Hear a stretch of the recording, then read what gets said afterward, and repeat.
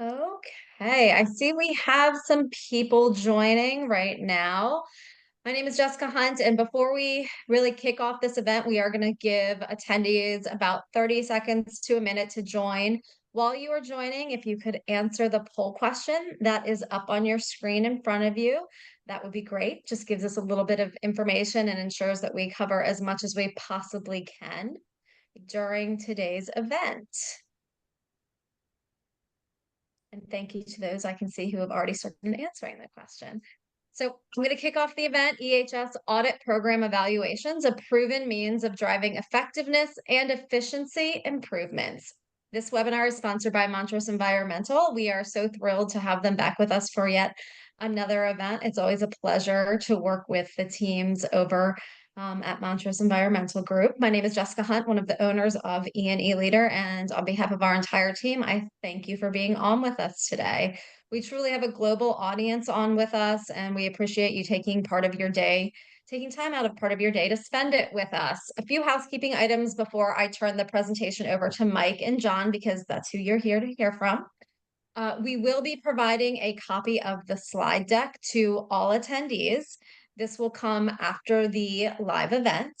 As always, we will have time for Q&A at the conclusion of the presentation, so please submit your questions using the widget that's at the bottom of your screen. If we don't get a chance to answer your specific question live today, we will be following up with a complete list of all the questions submitted as well as the answers. So don't worry, you will get your question answered. Please, in the chat, let us know where you're joining from and why you decided to jump on with us today, as well as any other information.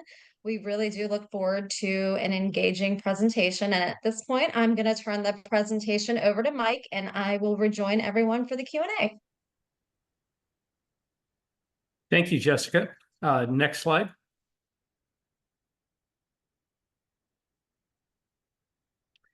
Welcome.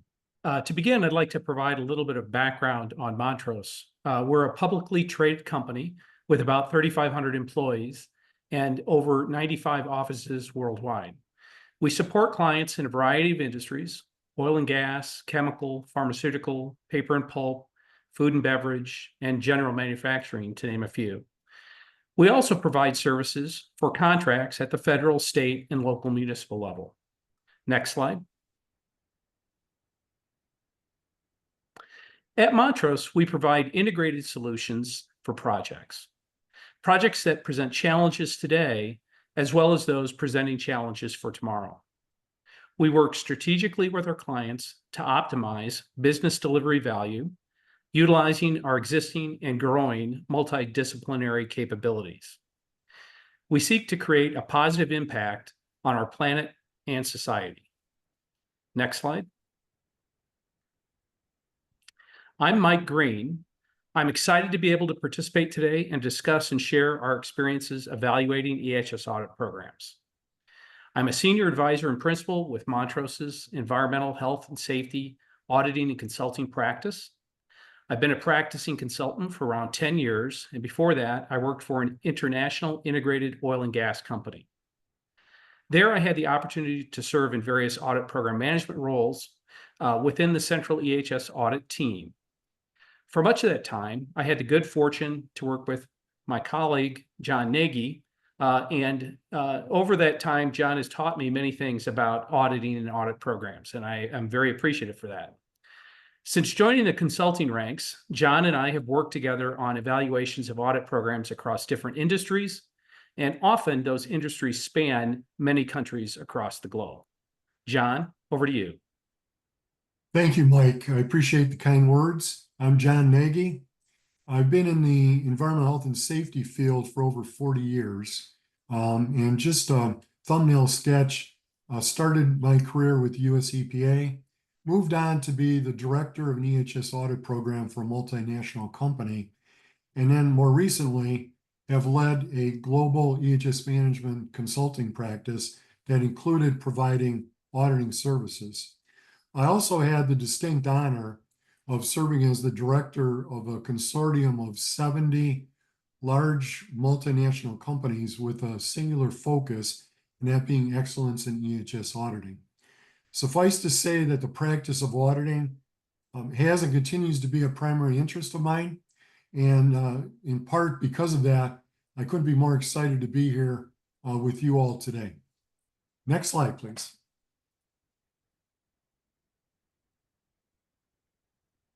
So where we're heading over the next hour, and Mike and I and Montrose are certainly appreciative of all that have joined.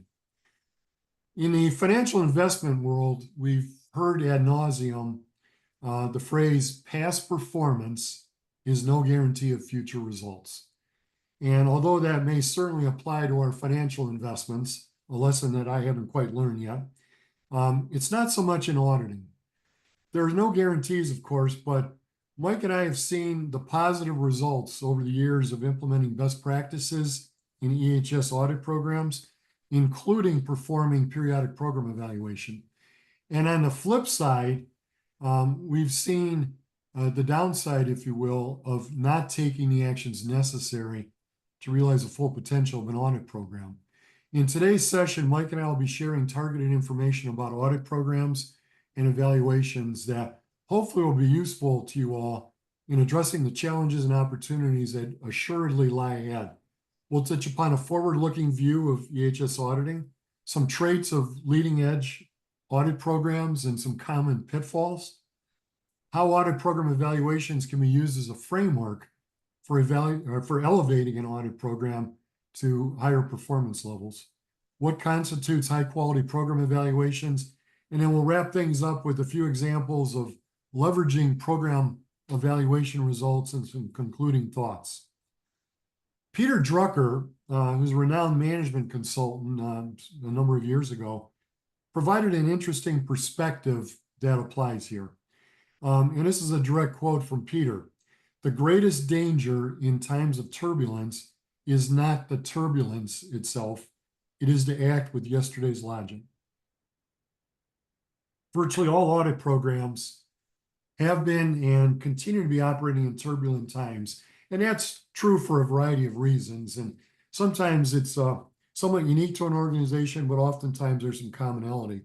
It's incumbent upon us, though, to be sure that we've got a strong view of the future and to, most of all, not allow complacency to ever become the norm. And that's often much easier said than done. Whether it's pertaining to an audit program or another organizational process, our operating mantra should be to ensure that all that we do is focused on delivering stakeholder value. We'll provide some further commentary on that a little bit later in this session. Next slide, please. Based on recent surveys and complemented by our collective experience working with numerous audit programs literally across the globe, there's little question that change, unlike any we have seen in the past, is coming. And quite frankly, it's here. And I think we can all relate to that. Some of the change positive, some of the change not so much positive, but certainly manageable. Audit programs in this environment of change need to be evolving in rapid fashion, simply to keep pace, let alone emerge in a leadership role. We found that a good perspective on audit program management and evolution is to focus on the three elements depicted in the diagram on this slide. And we'll refer back to these a few times today. Effectiveness, efficiency, and quality. I think these elements are rather self-explanatory, and in an audit context, we'll comment on them further.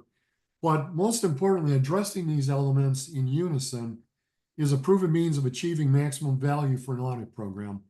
And certainly not to discount this high stakeholder satisfaction. And we're going to be coming back to stakeholder satisfaction a number of times today. Although it's seemingly simplistic, we can tell you that it's not common to see these three elements truly be the focal points of audit program management and continuing development. I ask that you keep these three elements in mind as we progress through our discussion today and hopefully well beyond. Regarding change, we can sum up by asking ourselves three fundamental questions: what the change needs to be and what that change will be, how this change will be facilitated, and last, whether the change will take place in a proactive mode, which is certainly desirable, or by reacting to internal and external pressures in a piecemeal fashion, certainly not as desirable. Another perspective that may be helpful pertains to the cornerstones of leading audit programs, and we've listed those four cornerstones here. The first, without innovation, audit programs will they will fall continually behind in performance, value creation, and stakeholder satisfaction. With respect to advanced technology, the deployment of this technology, examples are artificial intelligence and data analytics, has been and continues to be ever more so a game changer for audit programs. And if I may interject a side editorial note here, the EHS audit community is far behind on the adoption and active deployment of advanced technology, and quite frankly, needs to catch up fast. Moving on to agile implementation, simply allowing audit programs and audit teams to respond to emerging needs on a real-time basis versus following a planned course without deviation. And last, to thrive, maybe even survive would be a better term. The days of an audit program operating in a silo by design are long gone. Audit programs need to function in an open, collaborative manner with all parts of an organization.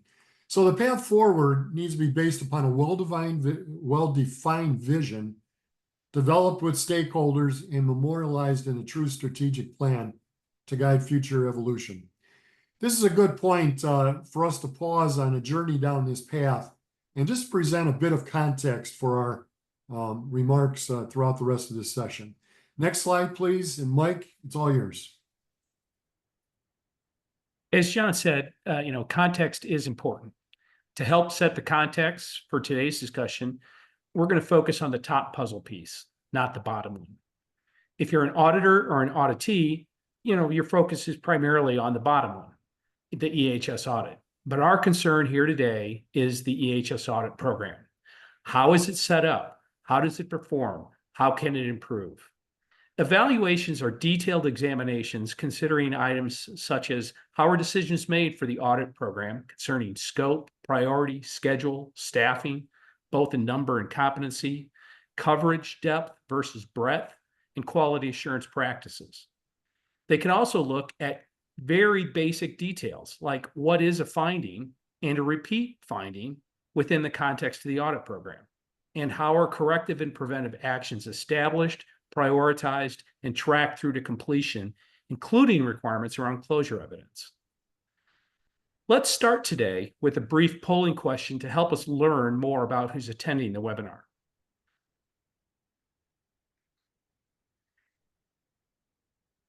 So if you could take your time to go ahead and answer the question, and we'll look at the results.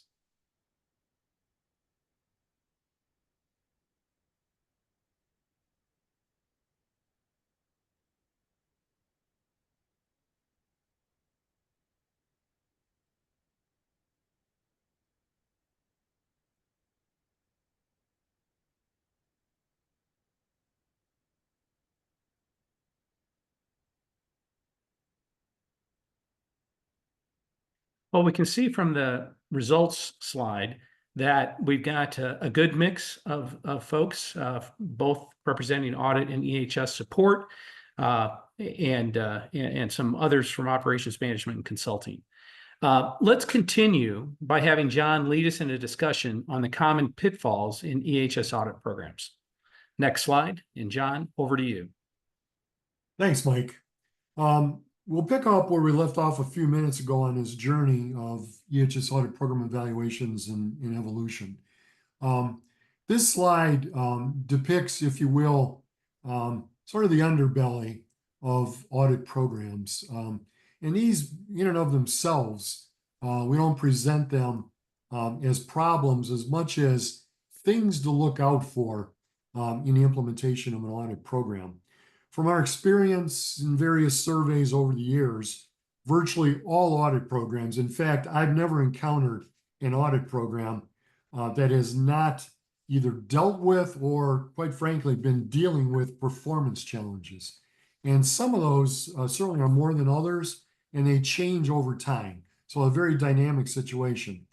So not to dwell on these challenges, but truly in the spirit of learning from past experience, we want to highlight several of the more common pitfalls experienced in audit programs. And we certainly could have expanded on this list, but we want to just highlight some that are more common that we've seen in audit programs over the years.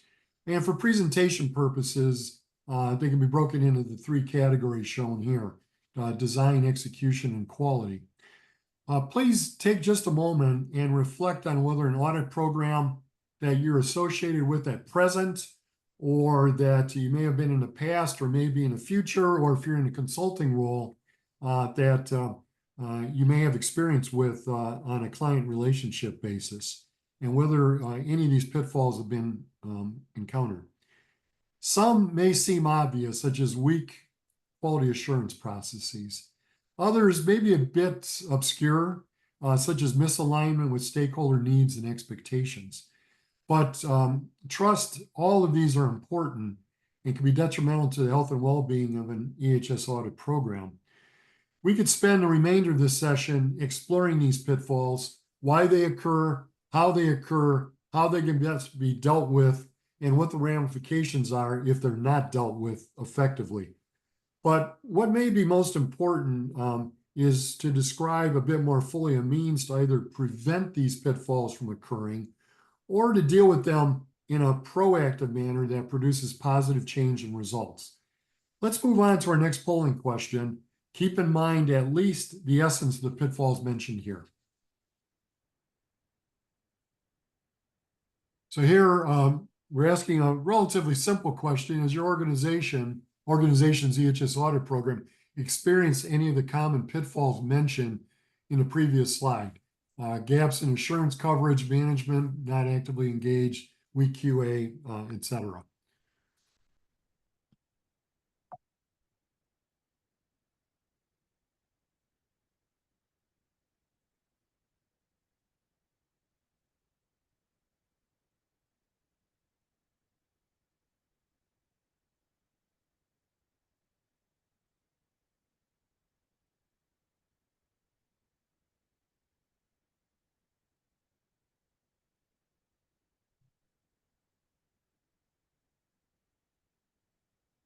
All right, so the results displayed here, a bit over half, close to 60% say, yep, we've experienced or we've seen these pitfalls.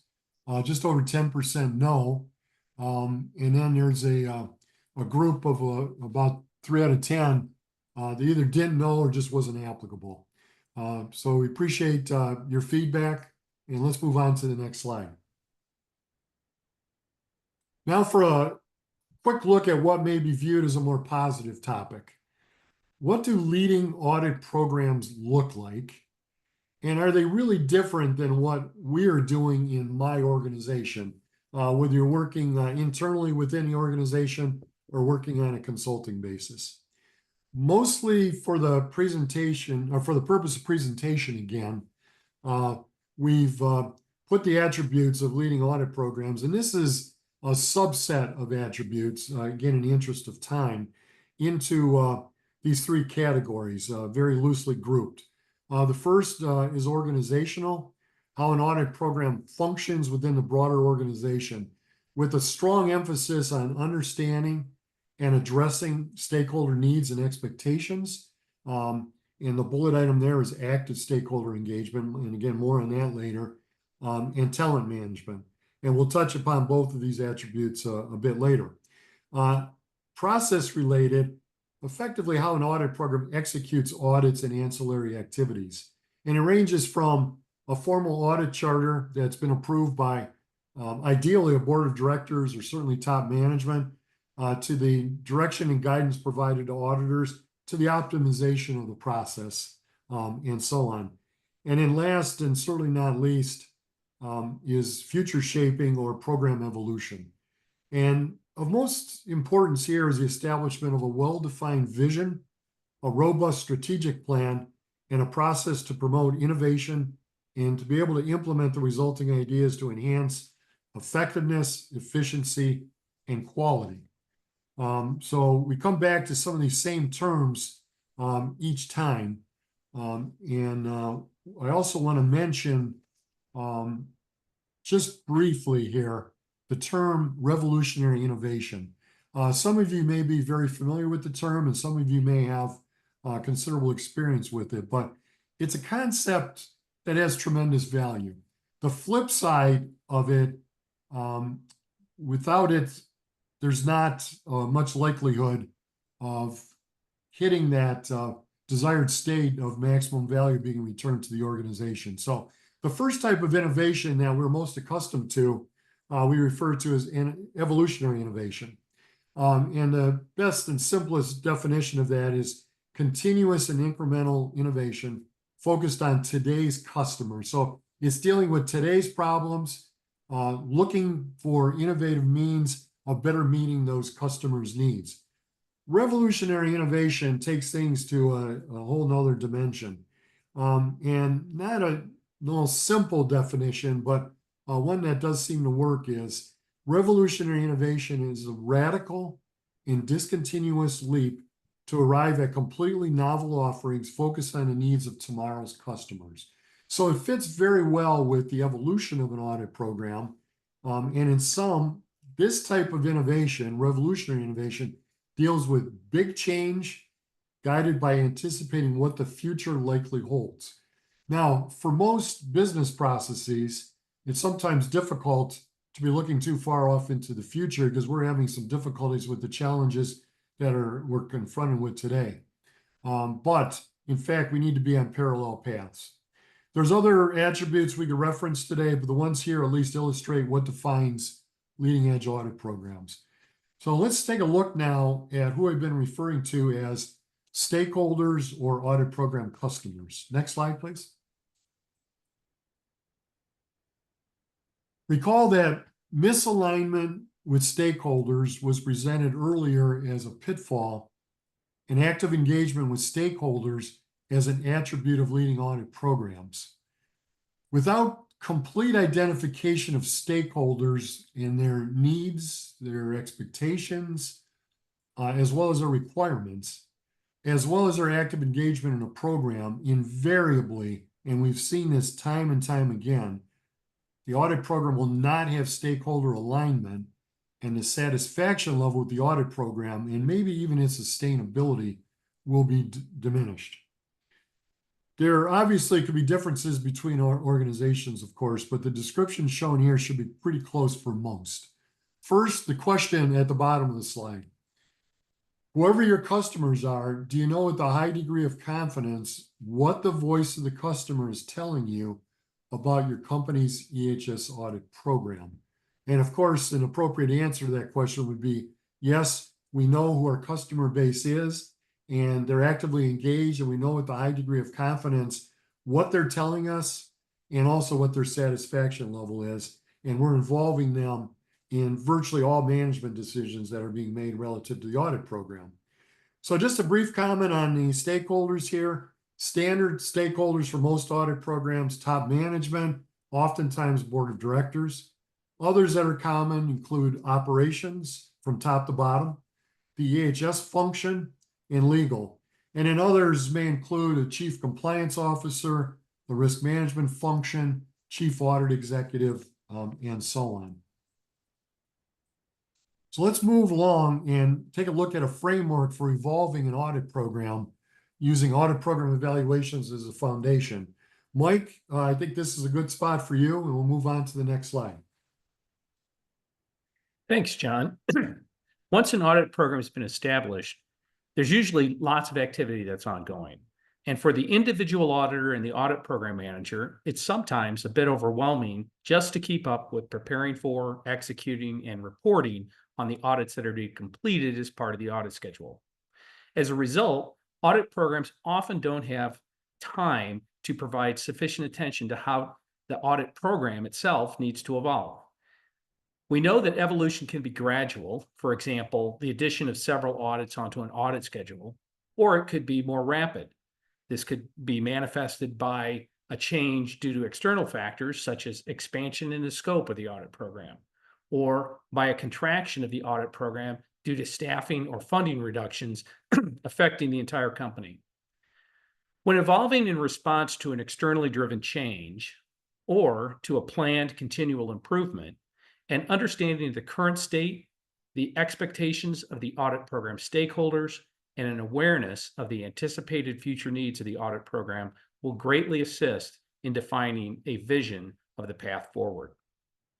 Audit program evaluations provide a proven means of charting that path forward, and coupled with an organizational commitment to follow up, allow external change events or planned continual improvements to be addressed more effectively and efficiently.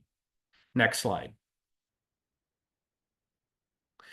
While numerous objectives can be established for an audit program evaluation, typical ones that we see are improvements in effectiveness, efficiency, and quality, as John mentioned, better alignment of audit program deliverables with stakeholder needs and expectations, more focus on and communication of the business value generated and preserved by the audit program, conformance and alignment of the audit program with recognized standards, as well as internally established procedures and practices. And finally, audit program evaluations can be undertaken as part of the actions to address perceptions brought forward by external interested parties or by increased scrutiny from regulatory agencies. Let's turn to our next polling question.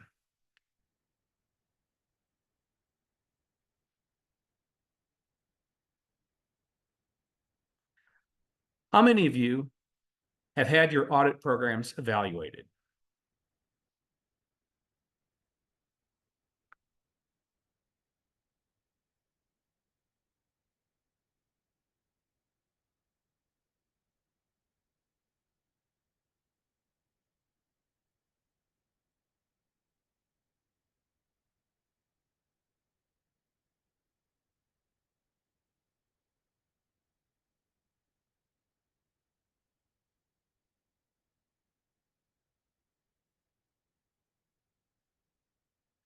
Well, it's interesting. We're split about equally between yes and no, and we've got a number of you that also don't know whether the program's been evaluated.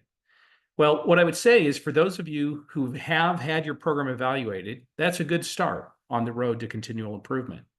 For those of you who have not yet had your program evaluated, and particularly for those of you who feel challenged simply accomplishing your current audit program scope, we highly encourage you to consider having your program evaluated. Over to you, John, to now lead us on a discussion of audit program evaluation criteria. Next slide, please. So we're continuing down the path of program evaluations in somewhat of a truncated process flow path means. The objectives for the evaluation have been set, and that certainly is a critical step to make sure that the objectives, I'll use the term fit for purpose, it's on the slide here, but a different intent. But the objectives are truly what the organization is looking for from the evaluation. And that's nothing that should be taken lightly. So the objectives have been set. Now it's time to effectively create the criteria for the review. As with an audit, and we expect that most people in this session have either participated in audits or been audited or just know a lot about auditing. An evaluation should never, ever be initiated without clearly established and understood review criteria that are linked, joined at the hip, if you will, to the evaluation objectives.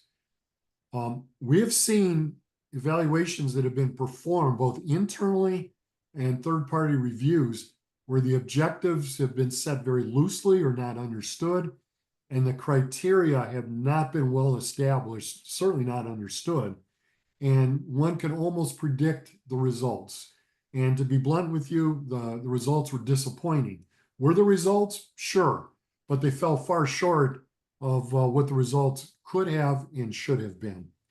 The criteria that are selected do not need to be mutually exclusive. In fact, there's benefit to some overlap. but they do need to lead to the results that are expected and needed.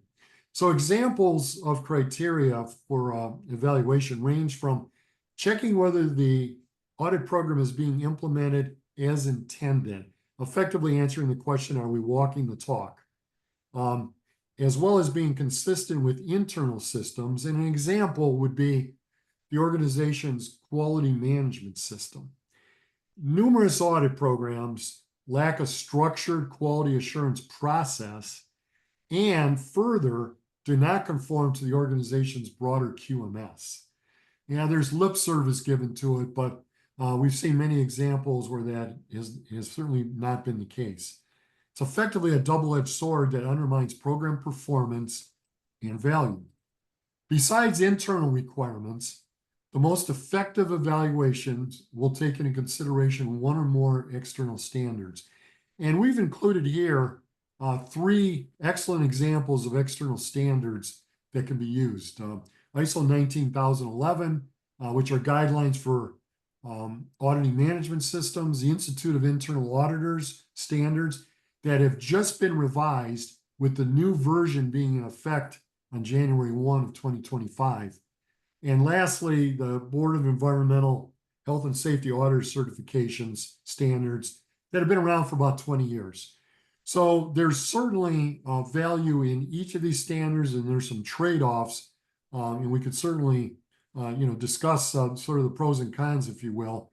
But the advantage of using an external standard, not at the exclusion of internal requirements, but possibly a complement, is that there will come a time when your organization's audit program will be receiving some external scrutiny. And that typically occurs at the least desirable times, such as in association with an enforcement action or in litigation.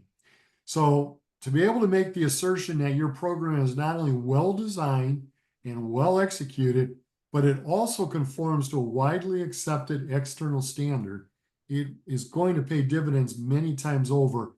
And we have many examples of that happening.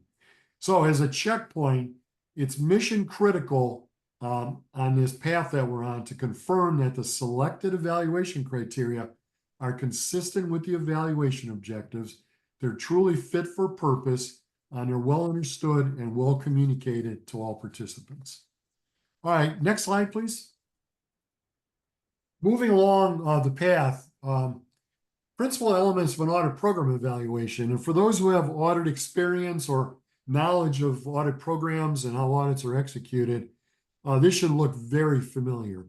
In the simplest terms, and recognizing that there are, of course, differences, an audit program evaluation can effectively be called an audit of the audit program. Now, there's different ways of looking at it, and words do have meaning, as we certainly are learning in our lives. But effectively, it's an audit of the audit program. The evaluation needs to be well planned.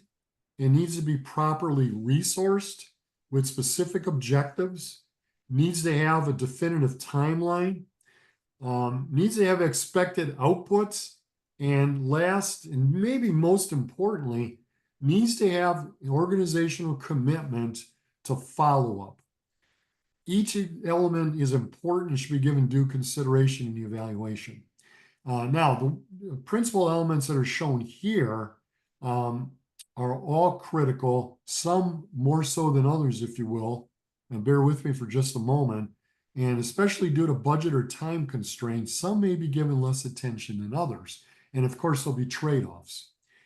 After the evaluation is planned, typically the first element that's addressed is program documentation. And it's mostly to understand if there's gaps in the design of the program and understand how the program is intended to be implemented. Not how it's being implemented, but how it's intended to be implemented. This review typically is closely followed by record reviews. And by records, we're referring to outputs from the audit program or from the individual audit. So audit reports, working papers, and the like. And complementing the record review are interviews. Interviews need to include program management and auditors, the people who are executing the program, if you will. program stakeholders, effectively the customers of the program, representatives from audited entities, and others in the organization responsible for EHS assurance. Interviews oftentimes are not given sufficient allocation of budget and time, and there's inadequate preparation for them, and there's learning opportunities that are lost that will impact the quality of the output of the evaluation. The two other elements I haven't mentioned yet are observations and benchmarking, and they are absolutely value-added activities. But they also typically come with a sizable investment of time and budget. And because of that, although they add to the robustness of the evaluation, and if at all possible, they should be included, if even only on a limited basis, it is certainly possible to do an evaluation, and I'm referring to a quality, comprehensive, detailed evaluation, focusing principally on the elements of document review, record review, and interviews. Now, everyone may not agree with this concept. It's like, well, how can you do an evaluation of an audit program if you're not observing the audits done? And that's a discussion either for another day or during the QA. But there's robustness in the document review, the record review, and the interviews. And then on a limited basis, some observations. And the observations could be done in a virtual environment, which we've all gotten very good at over the past 4 years or so. And benchmarking can be done very informally, or a formal benchmark study, if you will, could take months to complete, and it could be quite expensive and add to the cost of the evaluation. So the principal elements of an audit program evaluation. Let's move on to the next slide and talk for just a couple of minutes here about how these evaluations are performed. We've covered briefly the objectives and elements of the evaluations and the importance of selecting fit-for-purpose review criteria. How are evaluations performed? The process needs to be linked closely to the established objectives and the expected outcome. Example, if one of the expected outcomes will be to answer the question, how do we compare to other companies like us or not like us that are performing EHS audits? And what are the best practices in those companies? And might they apply to the work that we're doing? That's going to be difficult to address in an audit program evaluation that's done in a self-assessment mode or just using internal resources. But there's value to all three tiers here. If the evaluation objective is centered on the extent to which a program is meeting internal requirements and stakeholder needs, internal resources can be used to perform the evaluation. But if proceeding with internal resources only, the staff selected to manage and staff the evaluation need to be independent of the audit program. So there is some heightened objectivity and there's some structure to the process. So a good starting point is an internal self-assessment performed by the personnel who are part of the audit program, or it could be the audit department. And then moving up a tier, if you will, of objectivity and probably value is an internal review that's done with independent staff. And then lastly, in most instances, the most substantive benefits will be realized if the evaluation is performed by a qualified third party.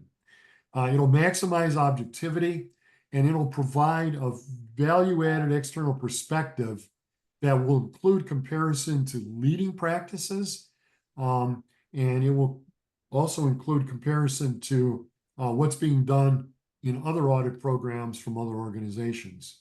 So everything considered, there's trade-offs here, and a rotation of sorts may be most practicable. Self-assessments, quite frankly, should be performed on a regular basis. An independent internal evaluation could then be performed in the off years, and an external evaluation performed with less frequency as a substitute for one of the off-year independent internal evaluations. So different rigor, different outputs and a different return on value of each of these three tiers, but three options, if you will, for performing audit program evaluations. All right, let's move on to the next slide. Besides performing evaluations using the criteria that we've mentioned previously, and whether they're internal or external standards that are being deployed, there's other key topics that can and should be addressed in value-added evaluations. And one might say, well, if these topics are of importance, wouldn't they be captured by our internal standards or by the external standards? And the answer is yes, to a degree, but they typically do not get the attention that they should. So these other key topics, if you will, and there's, again, more than these, but these are ones that we thought illustrated well the concept, should be addressed in value-added evaluations. And I use that term value-added evaluations in mostly a literal sense. I've seen evaluations that have been done that have not been performed well, and you can almost, again, predict what the output is, the usefulness of it, and in 6 to 12 months, you can go back and you can almost, again, foretell the future and say, not much, if anything, has changed. So wasted opportunity. But here's some examples of specific focal topics that we found to produce substantive benefits, and they're corollary to the criteria and what they call for in guiding the evaluation. Our EHS risk identified, prioritized, targeted, and reduced, not only within the confines of the audit program, but across the organization. How best to measure program effectiveness and efficiency? And, as many of us know, it's an easy thing on paper, but much more difficult in practice. Are there assurance gaps, not only within the audit program, but across the organization? Or is there duplication of assurance that's being provided that creates wasted opportunity? Adequate controls in place.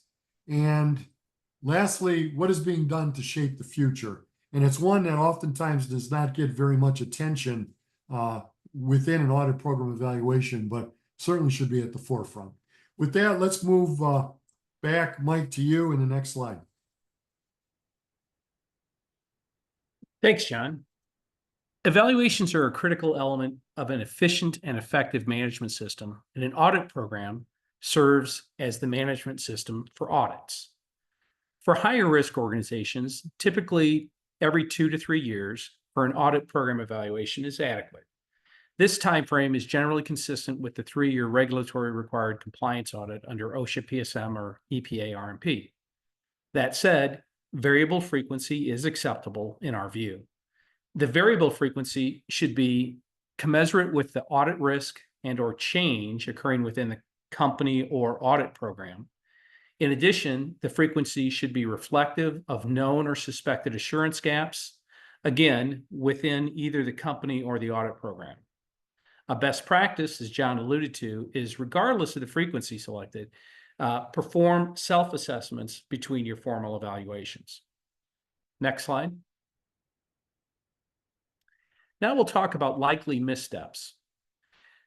If audit program evaluations are not designed and managed properly, you will suffer missteps. Typical ones are shown on this slide, and I'll highlight a couple of them. Documents and records not readily available. I expect many of you are familiar with this from individual EHS audits, where information that's requested by the audit team for review beforehand is not provided. That results in improper preparation of the evaluation team and a very likely outcome of a less rigorous evaluation. Similarly, if documents and records requested for review during the evaluation are not provided, the topic that they're trying to look at in the evaluation may simply not be able to be completed because the information is not available. Another common one is unproductive interviews.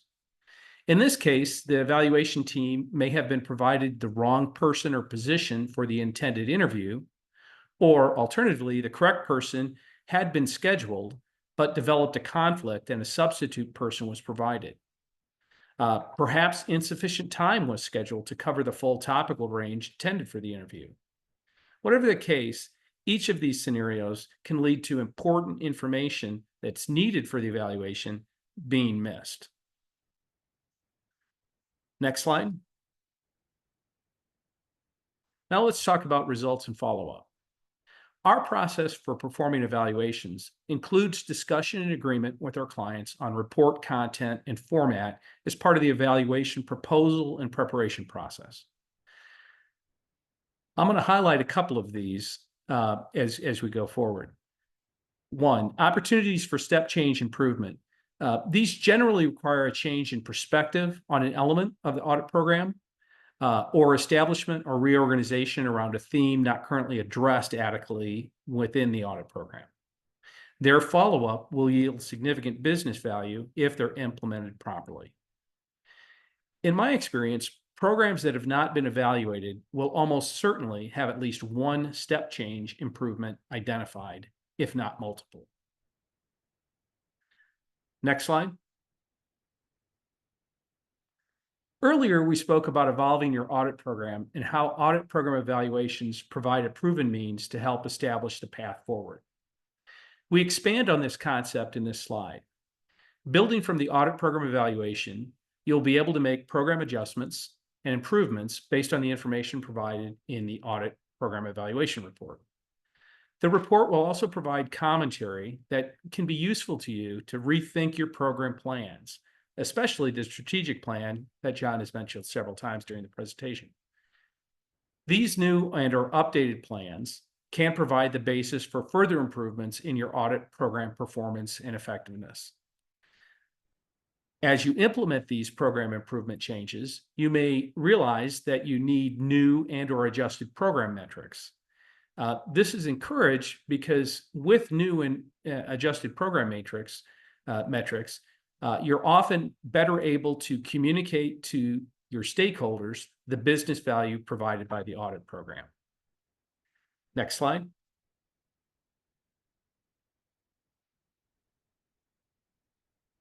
On this slide, we'll present some best practice follow-ups.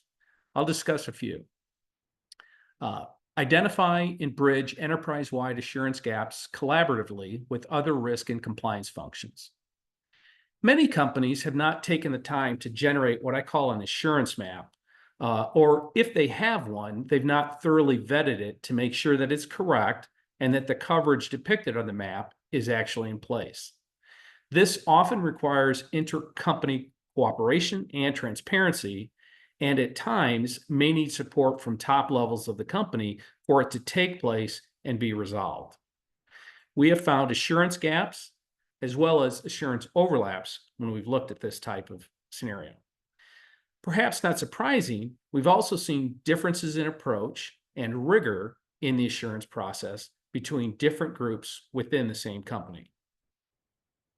I'll now focus on talent management and look at it from the lens of leveraging technology advancements. Making sure you have your auditors looking at the right things in the right way at the right time is critical to risk reduction. Auditors need to know both the subject matter and how to audit. New auditors can often be overwhelmed with learning a new technical topic, and existing practitioners who are new to auditing, when added to an audit team, can be overwhelmed simply with how to audit. This is often because they've received little to no hands-on training before being placed into an audit team. With the advent of technology for remote auditing, we can take steps to leverage company SME knowledge by having SMEs lead audit topics remotely, the document and record review parts of it, and having an on-site audit team member perform the physical inspections, transferring the information back to the SME for findings, determination, and reporting. This also provides a secondary benefit of knowledge transfer from the SMEs to the on-site auditor. We would be remiss if we did not touch on the use of AI in auditing. There's great promise for this technology, but we're at the beginning. We're in the infancy. I'll provide a couple of first step examples. We could, for example, have an AI or alternatively, look at more conventional data mining and analytics to help us move from examining a sample of records to examining the entire population of records. What this does in a practical sense is it moves us beyond the discussion of, oh, it's just a one-off. It's no longer just a one-off. We'll know whether it is or not because we've examined the entire relevant population. We could feed the AI the results of the audit program over the most recent audit cycle, and then have the AI make predictions on what we may expect to find at the next facility to be audited. This can help in the audit program planning process by making sure those potential finding areas are thoroughly checked by auditors who've had the time to fully prepare to examine the topical areas corresponding to those potential findings. These are just simple ideas. There are clearly more complex ones that can be envisioned. I, for one, am excited by how AI will help us improve audit programs and look forward to more opportunities to learn and apply this new technology. Next slide, and over to you, John, for some closing reflections. Okay, just a brief moment on a few closing thoughts from myself, and Mike, I'll turn it back to you here shortly. First, audit program managers should be able to answer three primary questions, amongst many others, of course. Truly, how good is my program in terms of meeting its stated objectives and returning maximum business value? Do all stakeholders concur with this opinion? And is the program actively promoting innovation as part of the process to meet the needs of tomorrow's customers? Without question, a periodic program evaluation is an indicator of leading edge programs. The flip side being that the absence of these evaluations is an indicator of a program that has not reached its full potential. And last but not least, maintaining a focus on effectiveness, efficiency, and quality will provide guardrails not only for the evaluation of audit programs, but also for their execution. Mike, over to you for your last thoughts. Thanks, John. In summary, we hope you agree that audit program evaluations provide a framework for getting better alignment with stakeholders and provide a foundation for a strategic plan to help shape the future of the audit program. We strongly encourage you to evaluate your audit program if you have not yet done so. If you've evaluated your program but have not yet involved third parties, we again encourage you to do that. Importantly, third parties provide independence, i.e. an additional set of eyes, and can provide unique insights gained from their varied experiences. If you have questions, feel free to reach out to either John or myself. Thank you for your attention.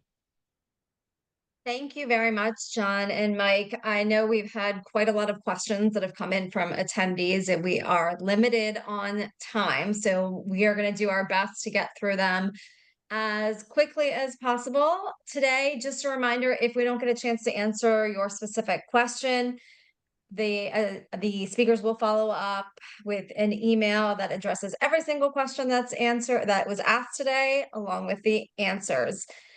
So let's get started with the many ISO standards like 9001, 14001, 45001 that are in place. Is their implementation and use beneficial to the company?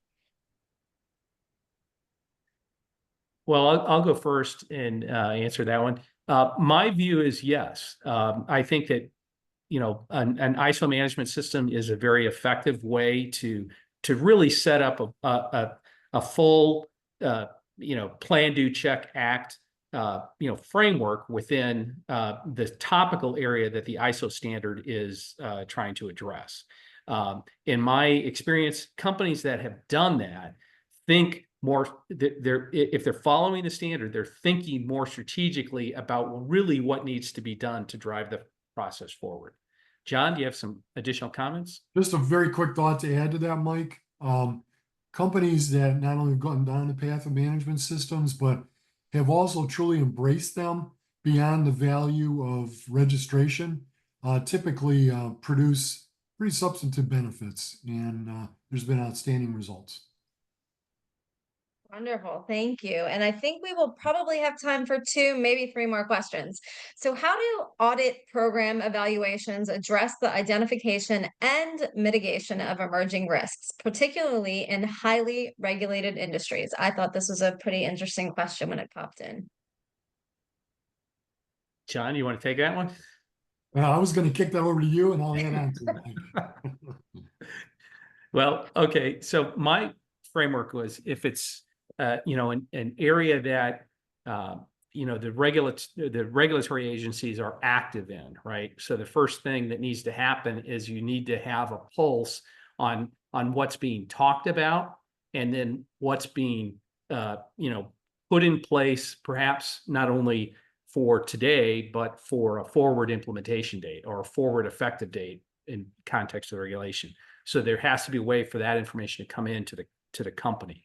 What you would hope is that the companies then would begin to develop compliance plans in order to build a timeline for when those things will be complete within their own management systems. From an audit program perspective, what you need to be looking at is how do those processes fit together, right? How are they maintaining awareness? How are they building those compliance plans? How are they implementing those compliance plans? And then where we're coming in, we're checking all that to make sure that that's actually occurring.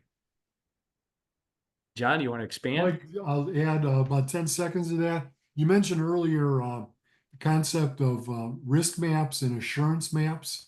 And I think that dovetails with the response that you provided to that question. So yeah, very good. Certainly a best practice. Okay, next question. Definitely a best practice. So are there any metrics for continual improvement in the process section of leading programs? John, did you want to take that one? Sure, or I could take it and punt it over to Mike. So I'm happy to take that one. A great question. The question was metrics for evaluations or metrics for audit program implementation? If you could clarify. It specifically just says, are there any metrics for continual improvement? Continual improvement. Okay. Yeah. So the answer is yes. Audit program metrics have been very challenging over the decades that Mike and I have been engaged in the audit community. And there's certainly not a consensus on this, but I typically view performance metrics as being most effective if the metrics initially look at what the organization is doing in the early stages.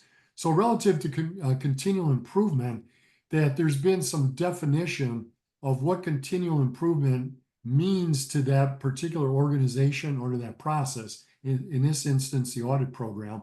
And not only is there identification of that, but then there's also communication throughout the organization that's engaged, as well as training that's provided.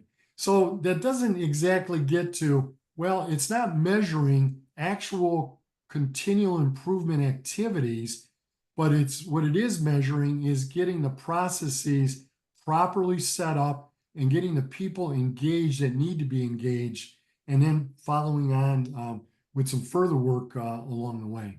Mike? Yeah, John, I think that you've covered it fairly well. I mean, I think the key thing is, from an audit perspective, are they identifying continual improvements that need to be brought forward? Are they prioritizing them? Are they acting on them? And are they actually, getting those completed, right? So whether they have targets or not, you can certainly comment on, is that process even, working viably within their system? Fantastic information for you to leave our audience with today. Unfortunately, we are out of time. I do wish we had more time to go through the questions, because I have a feeling that we could talk about this for at least another hour, if not longer. But just a reminder that there will be a survey that pops up on your screen once we conclude the event. It should only take you about a minute or so to fill it out, and we appreciate any and all feedback. As always, it's a pleasure to work with the team from Montrose. John and Mike, thank you for your time today.